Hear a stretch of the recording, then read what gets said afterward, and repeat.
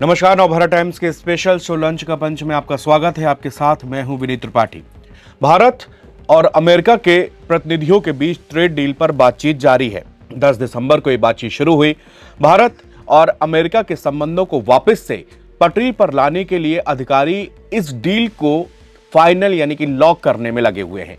दोनों देशों के बीच बातचीत का दूसरा दिन है और ये मीटिंग 3 दिनों तक चलने वाली है। अमेरिकी ट्रेड रिप्रेजेंटेटिव जेमिसन ग्रीन ने भारत को a tough nut to crack बताया है। ये मुहावरा किसी व्यक्ति, समस्या या स्थिति के बारे में बताता है जिसे समझना, हल करना या संभालना बड़ा कठिन और मुश्किल काम होता है। दरअसल दोनों देशों के बीच मामला कहां फंस रहा है? क्या अमेरिकी trade representative Jameson green Bharat को टफ नेगोशिएटर और टफ नट टू क्रैक क्यों बोल रहे हैं? इसके पीछे बहुत बड़ा कारण है। वो कारण है भारत का एग्रीकल्चर मार्केट, भारत का एग्रीकल्चर सेक्टर। हम आज आपको बताएंगे कि भारत अमेरिका के सामने कहां अड़ा हुआ है और अमेरिका चाहता क्या है। अमेरिका भारत में कृषि निर्यात को बढ़ाने के चक्कर में है। ऐसा इसलिए क्योंकि दुनिया भर में अनाज की सप्लाई बढ़ी है। इससे भारत अमेरिकी किसानों के लिए एक बड़ा बाजार बन सकता है। अमेरिकी ट्रेड रिप्रेजेंटेटिव जेमिसन ग्रीन ने सीनेट की एक सुनवाई में बताया कि उनकी टीम भारत में एक व्यापार समझौते पर बातचीत कर रही है। उन्होंने माना कि भारत के सख्त कृषि नियमों और कुछ खास चीजों जैसे कि मांस और डेयरी उत्पादों में आयात पर रोक लगाना एक चुनौती है। लेकिन ग्रीन ने यह भी कहा कि भारत का रवैया बातचीत में काफी सकारात्मक है। उन्होंने कहा कि भारत ने अब तक की अपनी तरफ से सबसे बेस्ट डील हमारे सामने पेश की है। अब हम आपको इस पूरी कहानी को समझाते हैं। आप खुद समझ जाएंगे कि इस ट्रेड डील की डोर कहां फंसी है। ग्रीयर कहते हैं कि कृषि के अलावा दोनों देशों के बीच कुछ और मुद्दे हैं जिस पर बातचीत चल रही है।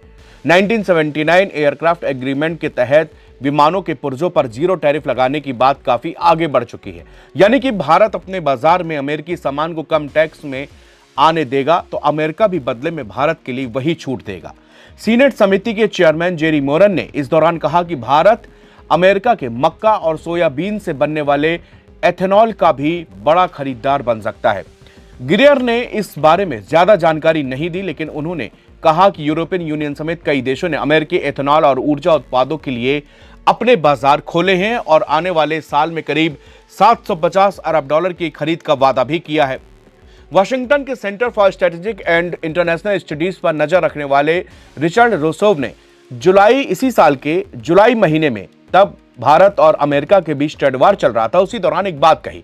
उन्होंने कहा कि शुरुआती समझौते तक पहुंचने में 2 बहुत बड़ी और असली चुनौतियां हैं।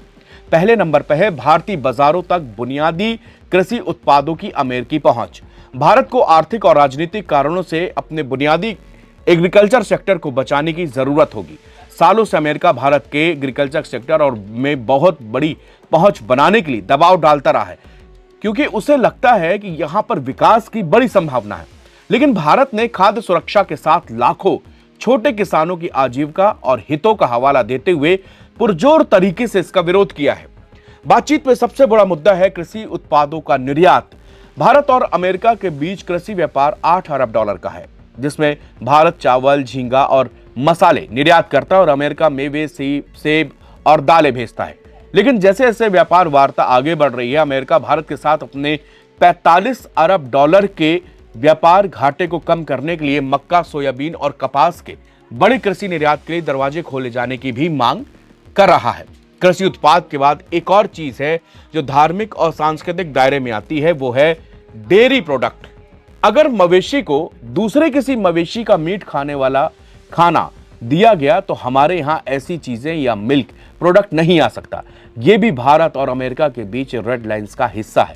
ग्रामीण अर्थव्यवस्था में भारत के डेयरी सेक्टर का अहम योगदान माना जाता है। भारत सरकार के प्रेस इंफॉर्मेशन ब्यूरो के मुताबिक साल 2023-24 में देश में 23.92 करोड़ टन दूध का उत्पादन हुआ था। कुल दूध उत्पादन में दुनिया में भारत का पहला स्थान है। भारत ने 2023-24 में 27.26 करोड़ डॉलर के 63,738 टन दूध उत्पाद को निर्यात किया। सबसे अधिक निर्यात यूएई, सऊदी अरब, अमेरिका, भूटान और सिंगापुर को होता है। डेयरी उत्पादों के आयात पर भारत में अच्छा खासा टैरिफ है।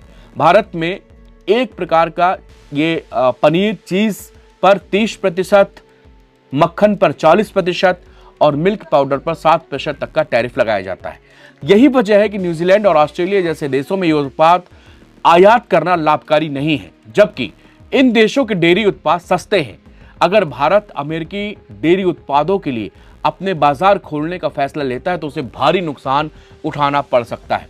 भारतीय स्टेट बैंक इस हाल में ही एक रिपोर्ट के मुताबिक अगर अमेरिकी डेयरी उत्पादों की इजाजत दी जाती है तो इससे भारत का दुग्ध उत्पादन के दाम कम से कम 15% तक गिर जाएंगे और इससे किसानों को हर साल 1.03 लाख करोड़ रुपए का नुकसान हो सकता है। सीनेट एप्रोप्रिएशंस कमेटी की सुनवाई में सीनेटर जेरी मोरन के सवाल का जवाब देते हुए अमेरिकी ट्रेड रिप्रेजेंटेटिव जेमिसन ग्रीन ने कहा कि अमेरिका भारत में जमीनी स्तर पर सक्रिय रूप से बातचीत कर रहा है। उन्होंने कहा कि हमारा ग्रुप भारत में व्यापार समझौते पर बातचीत के एक अहम मौके पर है। यह बात एक रिपोर्ट के हवाले सामने आई है कि ग्रीन ने स्वीकार किया है कि भारत के कृषि क्षेत्र में खासकर राजनीतिक रूप से संवेदनशील मामलों में घुसना आसान नहीं है। उन्होंने कहा कि भारत कुछ फसलों जैसे मांस और डेयरी उत्पादों के आयात का विरोध करता है। उन्होंने यह भी जोड़ा कि अधिकारी इस बात से सहमत हैं कि भारत को भेद पाना एक मुश्किल काम भी रहा है। इसके बावजूद ग्रीन ने बातचीत के भविष्य को लेकर एक उम्मीद जताई है। उन्होंने भारत के हालिया रुख को असामान्य रूप से रचनात्मक बताया है। उन्होंने कहा कि भारत का रवैया काफी आगे बढ़कर रहा है और हम लोग काफी आगे बातचीत पर पहुंच चुके हैं। उन्होंने कहा कि उनकी ओर से जो कुछ भी चीजें हमारे सामने आ रही हैं, पेशकश आ रही हैं, जो अमेरिका को मिली हैं, वो अब तक की सबसे बेस्ट है। उन्होंने भारत को एक व्यवहारिक वैकल्पिक बाजार भी कहा है। इससे पता चलता है कि अमेरिका इस बातचीत को कितनी अहमियत दे रहा है। दुनिया भर में गेहूं की सप्लाई लगभग 1.10 अरब टन के करीब पहुंच गई। ऐसे में अमेरिका भारत को अपने कृषि उत्पादों के निर्यात के लिए एक बड़े बाजार के तौर पर देख रहा है। अमेरिकी कृषि विभाग यूएसडीए ने भी ग्लोबल अनाज सप्लाई के अपने अनुमान को बढ़ाया है। इसमें सप्लाई की चिंता कम हुई है। वहीं भारत जैसे प्रमुख बाजारों के लिए निर्यातकों के बीच प्रतिस्पर्धा बढ़ने की संभावना है। यूएसडीए के दिसंबर की world agriculture supply and demand estimates report में 2025-26 के लिए ग्लोबल गेहूं सप्लाई का अनुमान 75 लाख टन से बढ़ाकर 1.10 अरब टन किया गया है। यह बढ़ोतरी कई बड़े निर्यात देशों में ज्यादा उत्पादन के कारण हुई है। कनाडा में उत्पादन का अनुमान 30 लाख टन से बढ़कर 400 लाख टन हो गया है, जो कि सबसे बड़ी बढ़ोतरी है। इसके बाद अर्जेंटीना, यूरोपीय संघ, ऑस्ट्रेलिया और रूस का नंबर आता है। तो भारत अमेरिका के ट्रेड बातचीत के बीच सबसे बड़ी है वो है एग्रीकल्चर और डेयरी प्रोजेक्ट, जो अभी भी इस बातचीत का सबसे क्रूशियल पॉइंट बने हुए हैं और जिसको लेकर अमेरिकी प्रतिनिधियों की तरफ से लगातार कहा जा रहा है कि भारत एक टफ नेगोशिएटर है। भारत से मोलभाव करना आसान नहीं है और हर छोटी से छोटी चीज को वो गौर से देख रहा है और उसके कृषि उत्पादों पर बातचीत करना या अपने बाजारों को खोलना, ये वहां का एक राजनीतिक मामला भी हो सकता है। शुक्रिया।